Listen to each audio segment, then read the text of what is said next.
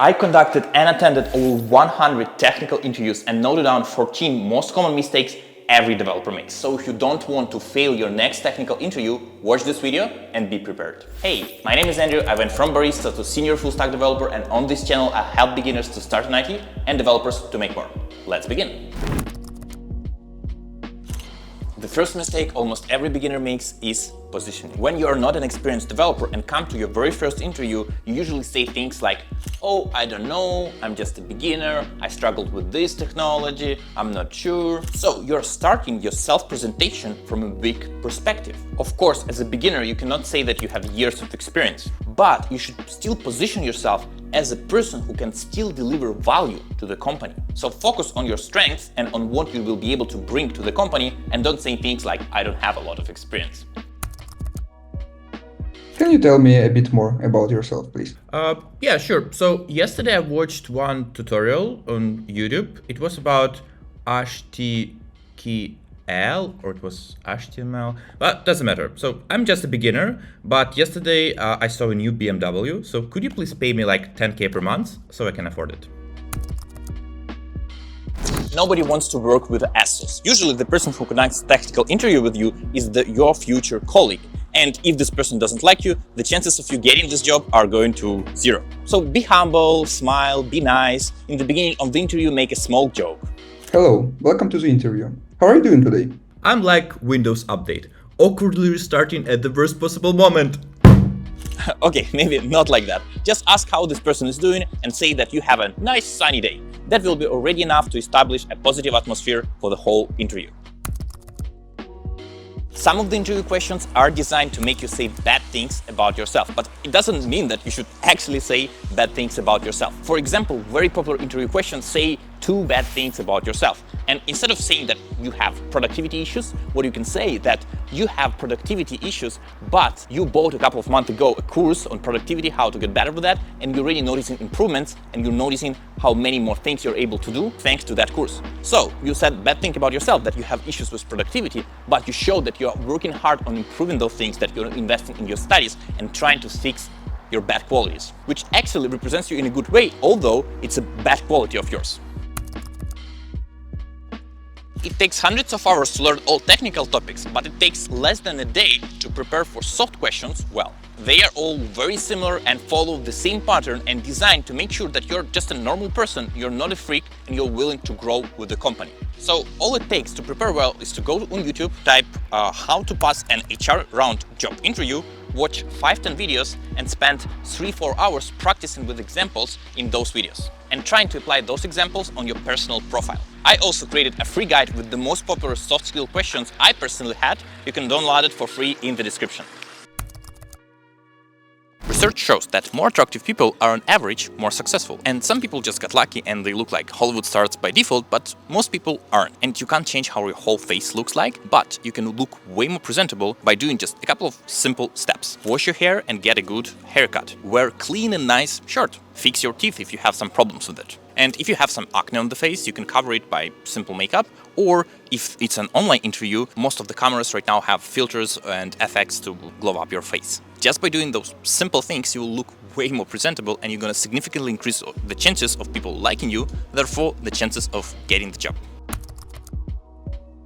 If you have an online interview, it's important to have a good, clean desk setup. Buy an LED light or just place your table in front of the window just so you can have enough light on your face. Get a good microphone, get a good webcam and place it in front of your eyes or slightly above. And make sure that your whole face and part of the upper body are clearly visible on the video. And you don't look something like that. This whole setup will cost less than $100, but gonna make you feel way more professional. It's completely okay not to know something, but by saying just I don't know, you'll create a weird pose, and in the end you're gonna leave a bad impression about yourself. So when you receive a question about technology that you don't know, instead of saying I don't know, what you can say is, I haven't worked exactly with that technology, but as far as I remember, it's very similar to this other technology that I recently used in my project, so it won't be an issue for me to quickly learn how to use it. Of course, the exact wording depends on your situation and on the actual question, but you got the idea. And by saying something like that, instead of just I don't know, you present yourself as a fast learner and as a person who's not scared to jump into a new technology pretty quickly. Moreover, it creates a better impression of yourself overall. Sometimes it might be hard to do both. Think about your coding solution and talk about it. But talking while writing the code is insanely important. Okay, let's proceed with live coding. Could you please write an algorithm to revert a binary tree?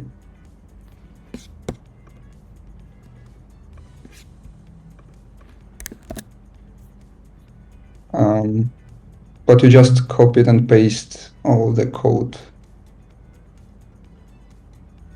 By talking while writing the code, you show the interviewer that you actually wrote it and not copied it from somewhere. You show how you think, and if you're going in the wrong direction, the interviewer just won't be able to help you.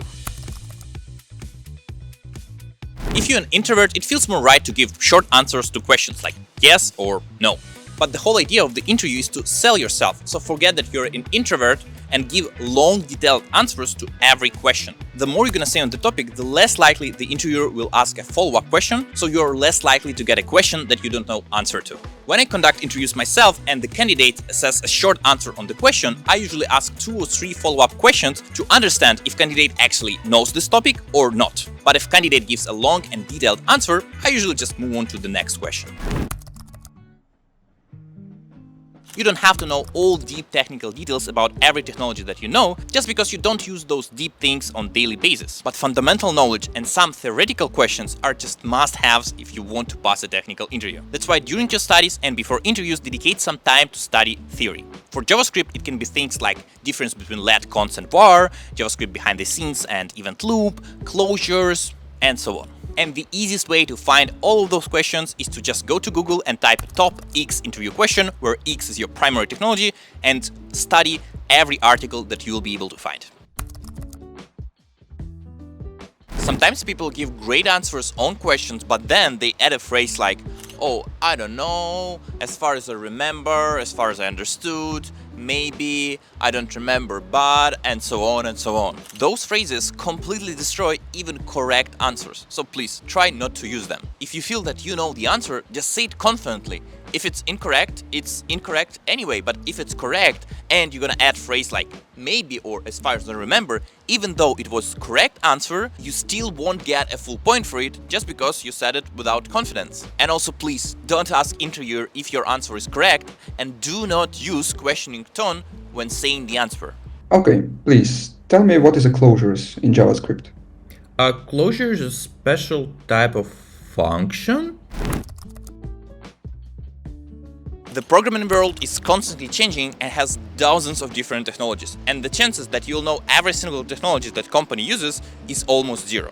And most companies are okay with the fact that you don't know every single thing that they use. You just have to show that you're flexible and that you're willing to learn new things that they use and that you're able to do it pretty quickly. And you can easily show your flexibility by just showing the project that you've done, how fast you've done those projects, and how fast you were able to learn new technologies for these projects and solve problems using those new technologies that you just learned. Another important thing about flexibility is just being flexible overall. So if company offers you to start tomorrow, but you still have another job, don't say that you cannot do it. Just take the position, take the risk, work more, sleep less, but take this position. If you're getting it, just be flexible and start with it. With time, you'll figure out how to make it work altogether. If you're not a native speaker, your #1 priority should be polishing your accent and your English knowledge. It doesn't have to be perfect, but it should be good enough to have meaningful conversations and to be able to sell yourself without being cringe. And the biggest money in IT is being paid by English-speaking companies, so if you want to make a lot, just learn it.